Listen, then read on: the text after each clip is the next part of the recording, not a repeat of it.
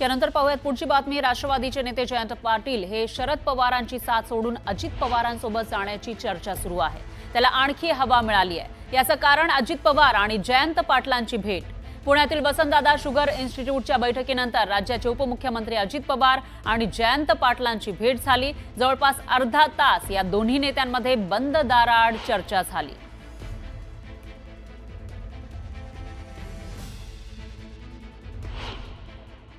एआयचा वापर आता कृषीचं उत्पादन वाढवण्याच्या करता आपल्याला करावंच लागणार आहे आणि म्हणून 500 कोटी रुपयाची तरतूद आपण त्याच्यामध्ये केलेली आहे।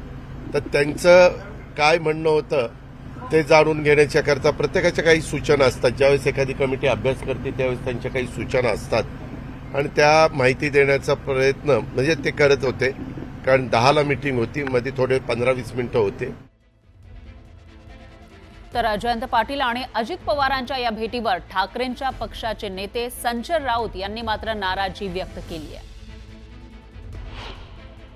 पण ह्यांचं बरं असतं, यांना एकत्र भेटण्यासाठी वसंतदादा शुगर इन्स्टिट्यूट असते, यांना एकत्र भेटण्यासाठी विद्या प्रतिष्ठान असतं,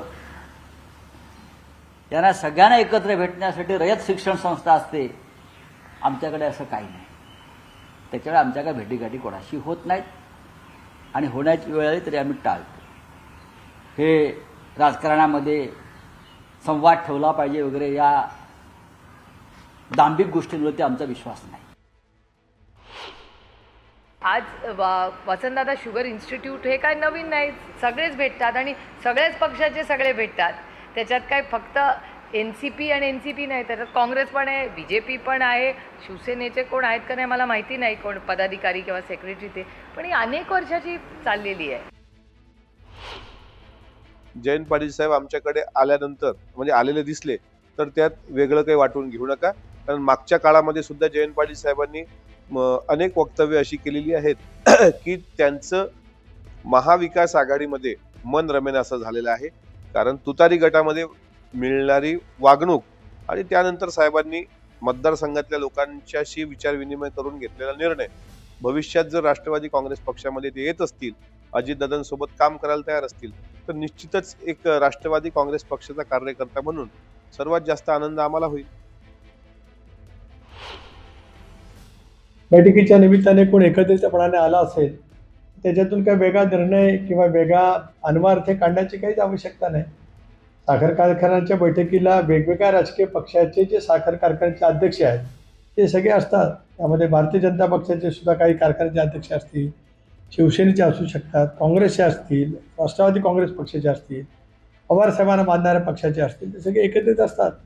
त्यामुळे दादांची आणि जयंतरावांची बैठक राजकीयदृष्ट्या झाली असेल असं मला स्वतःला काय वाटत नाही। दरम्यान राज्याच्या राजकीय पटलावर दंगलवरून दंगल सुरू असल्याचं दिसतंय। मनोहर जोशी, नारायण राणे, उद्धव ठाकरेंचं सरकार असताना कधीही दंगल घडली नाही असं वक्तव्य खासदार संजय राऊतांनी केलं आणि त्यांच्या या वक्तव्यावर मंत्री नितेश राणे यांनीही पलटवार केला। उद्धव ठाकरेंना दंगली कधी कधी घडवायच्या होत्या याच्या तारखा मला माहिती आहेत असं मंत्री नितेश राणे म्हणाले। मातोश्रीवर याच्या बैठका झाल्यात याचे साक्षीदार आहेत असाही दावा नितेश राणेंनी केलाय। दंगल घडवणारे यांचेच लोक आहेत। कुणाची हिंमत आहे का आमच्या सरकारच्या काळात दंगली घडल्या नाहीत? कधीच घडल्या नाहीत। मनोहर जोशी मुख्यमंत्री असताना दंगल घडली नाही, नारायण राणे मुख्यमंत्री असताना दंगल झाली नाही, माननीय उद्धव ठाकरे मुख्यमंत्री असताना दंगल घडली नाही। किंबहुना फडणवीसांच्या सरकारमध्ये शिवसेना असताना, आमचं एकत्र सरकार असताना सुद्धा दंगल घडली नाही। आता कशी काय दंगल नागपूरला घडू शकते? कोण जबाबदार आहे याला? अहो, पण उद्धव ठाकरेला दंगली केव्हा कधी कशा घडवायच्या होत्या याच्या तारखानुसार मी सांगू शकतो। मातोश्रीमध्ये कधी कधी बैठक झालेले, त्याचे काही माझ्याकडे लोक आहेत जे तेव्हा तिथे उपस्थित होते। कीर्तिकर साहेबांना बोलून उद्धव ठाकरेंनी कसं दंगलीची प्लॅनिंग केलेली तिथे जो आय विटनेस होता तो तुम्हाला सांगू शकतो। दरम्यान केंद्रीय मंत्री नितीन गडकरी आपल्या रोखठोक वक्तव्यांबाबत प्रसिद्ध आहेत। जनता जातीयवादी नाही तर पुढारी जातीयवादी असल्याचं वक्तव्य नितीन गडकरींनी केलंय। अमरावतीमधील श्री शिवाजी शिक्षण संस्थेद्वारे केंद्रीय मंत्री नितीन गडकरी यांना 2024 सालचा डॉक्टर पंजाबराव देशमुख स्मृती पुरस्कार देऊन सन्मानित करण्यात आलं. यावेळी ते बोलत होते.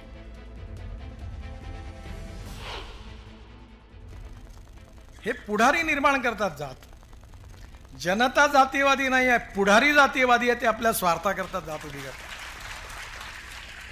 कारण backwardness becoming a political interest. Competition आहे, हु इज मोर बॅकवर्ड.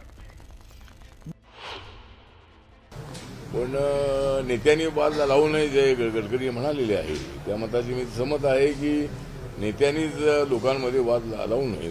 लोकांना एकत्र ठेवण्यासाठी आपली भूमिका मांडली पाहिजे. आणि देश आपला एक आहे, नरेंद्र मोदींचा व्हिजन आहे सबका साथ सबका विकास.